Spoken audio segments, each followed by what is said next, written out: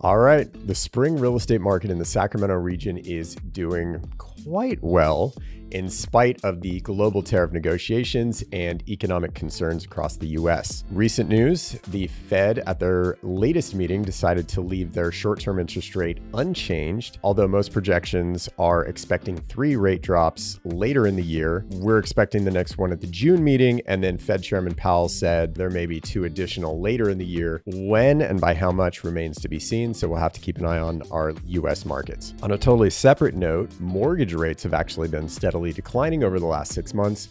While not a huge amount, it is giving some relief to borrowers in the real estate area. Credit card debt has hit its all-time high at $1.21 trillion worth of debt. And with that, delinquency rates are also at an all-time high as consumers are grappling with a very expensive economy and stagnant wages. So that leads me into our word of the day, which is stagflation. Stagflation is defined as high inflation, stagnant economic growth, and high unemployment. That's been a concern for the last couple of years as we were trying to get out of the high inflation. That was always a potential outcome that we end up, instead of in a high inflation, we end up in a stagflation. And we really do not want that. Some other good news, gold has been steadily appreciating over the last 6 months.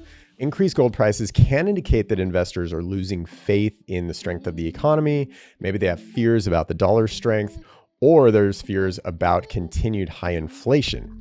However, interestingly, during 2023 and 2024, gold actually didn't see much movement, and that may have been an indication that investors felt very confident in the strength of the dollar and in the strength of the US economy, in spite of high inflation levels. So we are seeing that change a little bit.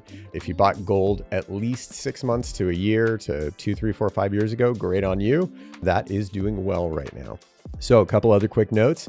Over 5 million student loans are currently in default, and payments on student loans have resumed after a 5-year pause due to COVID. We'll see how many of those get back on track, how many remain in default, and what the outcome will be. Auto loan borrowers are also opting for 72 and 84-month loans in order to try and offset the increased cost of vehicles and offset the cost of borrowing. Very interesting. I remember back when I was buying my first vehicle, I think auto loans were like 3 and 4 years, 36 and 48 months, and that was about it. They may have had a 5-year option, but mostly 3 and 4 years, and that was it. So being tied into an auto loan for 72 to 84 months is just mind-blowing to me. But that's how else are we going to offset the cost of vehicles and rates? It's a challenge. And with that, auto loans are actually at their highest level of delinquency since the great financial crisis. I think they peaked out then at about 10.5% of loans being delinquent. Right now, it's at 8.1% of loans in delinquency. So not great for the auto industry. And, I've been saying keep an eye on that for the last couple of years. With that, let's end on some good news. The US is actually poised to be a huge winner in the LNG space. That's liquefied natural gas. And we're on our way to being one of the top global providers. And there's potential in the next 4 years that we could double our export capacity, which is fantastic to help stabilize some of our markets here in the US. So let's dive into the real estate. I know that's why you're here. The Tri-County area looking good. This is all the data that we've now compiled from April. Active listings. This is, again, Placer, Sacramento, and El Dorado County, so the Tri-County area. Active listings increased by 18.7%. Very normal for this time of year. We always see increasing inventory. We always see increasing activity in sales. So the pendeds are up by 9% and sold homes have increased by 8.7%. Current marketing time in the Tri-County area is down from 40 to 32 days, so moving very well. The list price to sold price ratio increased from 98 to 99%, so that's showing great strength in our local real estate market. Median sold price dropped though from 610,000 to 605,000. So interesting, we'll keep an eye on that. What that could indicate with the list price to sold price ratio increasing is that home sellers are getting more reasonable about what they're offering to the market. So instead of overpricing their homes and having to do a big price reduction or negotiating a sizable discount, they're being more accurate on what the market will bear right now. Current inventory levels in the Tri-County area increased from 2.2 months up to 2.4 months. That's still just on the seller's market side of balanced. So overall, the inventory has been steadily increasing since the first of the year. But again, very typical for this time of year. If inventory levels continue to increase beyond late summer, then I think we're looking at a little bit of a market shift, and we may start to see less activity, slower activity, and potentially some better opportunities for buyers as inventory levels increase. At the end of the day, this all boils back down to supply and demand. And we've had a very low supply, which is keeping a balance with demand. But demand has definitely been hurt by the price of homes, cost of homes, and the cost of financing. So we're going to keep a close eye on that over the next 6 months. So we'll dig into Placer County specifically now. Number of homes in Placer County up by 14.7%. Pendants are up 14.1%. And the number of sold homes is actually down by 3.9%. So that's interesting. Any sold data usually lags by about 30 days because the homes that are selling in April were actually negotiated in March. And we did have a little bit of a start and stop start to this year. So interesting to see that showing up in the data. Time on market dropped 23.8%. So it dropped from 42 to 32 days. Very similar to Tri-County area. That's great. Placer County is moving very well. Quality of life, great schools, and just, beautiful landscapes here in Northern California and in the foothills. I'm a big fan. So the list price to sold price ratio in Placer County actually held stable at 98%. The median sales price also held stable. It did not move from $665,000. Months of inventory in Placer County increased by 18.5%. So it went up to 2.6 months, which again, that is still just on the seller's market side of balanced. I'd say balanced for our area is give or take between 3, 4, 5 months. I think once we get above 5 or 6 months, that's definitely going to be on the buyer's market side of middle. So we'll see how that plays out for the rest of the year if we see those inventory levels increasing, or if they start to drop off as we get into fall, which would be our normal trend. So I will definitely keep you posted on those long-term trends. Increased inventory, totally normal for this time of year. I'm getting a question a lot, and this is both from buyers and sellers. Is it a good time to transact? Is it a good time for me to sell? Is it a good time for me to buy? My answer to that right now is it really, really depends more so on your individual needs, your financial capacity, and your motivation. Why are you thinking about making a move? So honestly, for some folks, I've said maybe now isn't the best time, depending on your situation, your financial situation. And for others, I've said absolutely. Let's make it happen, because the levels of motivation are different. So overall, I know that's a very generic answer. Well, you can't say it's a good time to buy and sell. Well, yes and no. Again, it depends. Is it a good time for some buyers? No. Is it a good time for some buyers? Absolutely.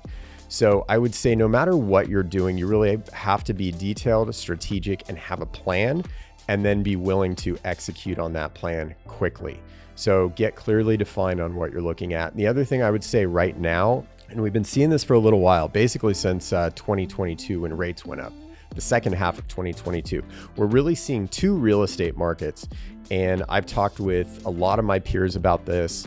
The top 500 agents, top 250 agents in the greater Sacramento region, we get together, we discuss things, we look at what are we each of us seeing, and how much of that is individualized and how much of that is a broad market trend.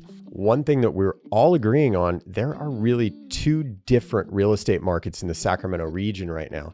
One of those is generic homes that need a lot of work, maybe homes that don't have a really unique, attractive feature to them. Some of those are really taking a lot longer to move. They're a little more challenging to move, and they really have to be priced at a point that shows a lot of value to a buyer. And if a buyer doesn't see that value, they're looking at, and because overall, I would say that home values have been fairly flat for the last 3 years. We've seen some seasonal movement, but the long-term trend, we haven't seen a lot of movement in the home values and pricing. So buyer mentality is, why would I pay this price for this home today when I could easily find the same home in 6 months from now when I've saved more money, or I'm going to roll the dice, maybe rates will be a little bit cheaper. So there's a lot of consideration there for buyers on those properties.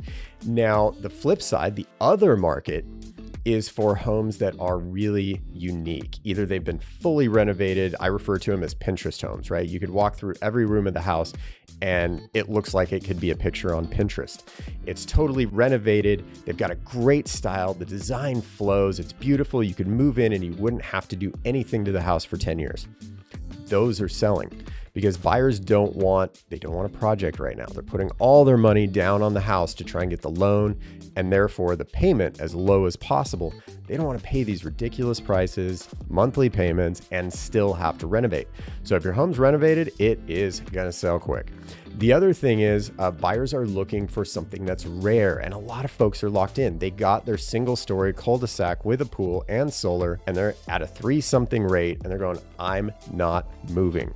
So when those homes do come up for sale, because they've been so rare over the last 3 years, buyers look at it and they go, okay, I don't care if the floors are old. I don't care if it needs paint. I don't care if I have to put a new roof on. For me to get that, big single story with a 3-car garage and own solar, and it's walking distance to a great school, okay, I'll pay the price and I'll deal with renovating that home, because they're grabbing the location and the things that they can't change, right? You can't, anything's possible with money, but you can't take that big 2-story home and make it a big single-story home. It just doesn't make sense. So that would be my advice right now to buyers, is be very clear on what you want, but also be willing to take the things that you can't change, and let's be a little flexible on the paint, the carpet, the renovations. So location, right? We've heard that for decades in real estate. It is true. So my advice to buyers right now, look for the things that you can't change, look for the non-negotiables, and be selective in that way. But if the house needs paint and flooring, maybe something to think about doing yourself. For sellers, I would say really comes down to your individual situation, your home's location. Think about maybe doing some renovations to make that more appealing to buyers. There are a couple great companies out there that will help you do renovation in order to get your home on the market, and then they will basically get reimbursed at the closing. So obviously the numbers have to make sense, but the great news is they can come in and they can do all the windows, the paint, the flooring, maybe spruce up the bathrooms in the kitchen, really make your home look beautiful in order to attract those buyers that don't want to do renovations. As always, please follow the channel, like the video, subscribe. And if you want to sit down and discuss your personal buyer or seller situation, and is it a good time for you, just let me know. I'd be glad to meet with you here at the office. We can meet in your home, whatever's convenient, and I'll go through all the data. I'll show you what our market looks like, and then build out a specific scenario for your situation. So thanks again for watching the video. I know sometimes I get a little bit involved in these, but there's just so much information out there and I want to make sure you're informed. So feel free to reach out, and I look forward to talking with you next month.